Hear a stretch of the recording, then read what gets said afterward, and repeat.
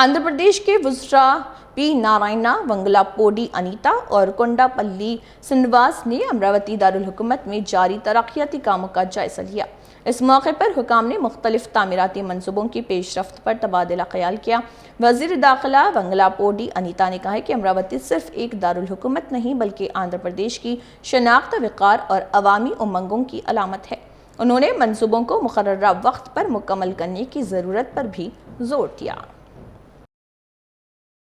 ఓవరాల్గా చెప్పాలంటే ఆంధ్రప్రదేశ్ భవిష్యత్తు అనేది ఇక్కడ మనకి చాలా క్లియర్గా కనిపిస్తూ ఉంది.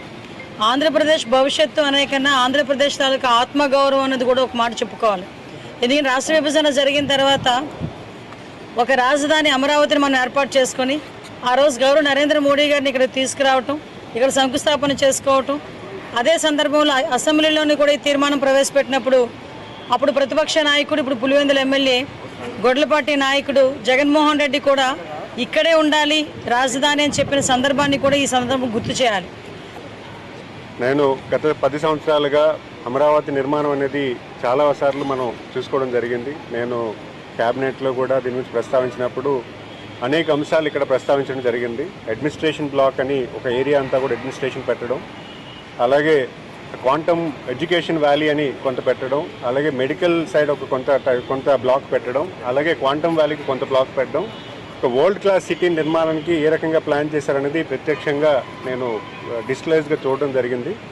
ఈరోజు ప్రత్యక్షంగా నేను ప్రతి బిల్డింగ్ కూడా విజిట్ చేయడం జరిగింది. ప్రధానంగా ఉన్నటువంటి సెక్రటరియట్ బిల్డింగ్, అలాగే అసెంబ్లీ బిల్డింగు, అలాగే ఉన్నటువంటి ఎమ్మెల్యే క్వార్టర్సు, అలాగే ఐఏఎస్ క్వార్టర్స్ ఏవైతే ఉన్నాయో అవన్నీ కూడా కొంచెం వ్యక్తిగతంగా వెళ్ళడం చూడడం జరిగింది. చాలా సంతోషం అనిపిస్తుంది. ఎందుకంటే విడిపోయిన ఆంధ్రప్రదేశ్ అప్పుడు మనందరం కూడా మన ఒక రాజధాని కోల్పోయామన్న విషయాన్ని చాలామంది మాట్లాడడం జరిగింది.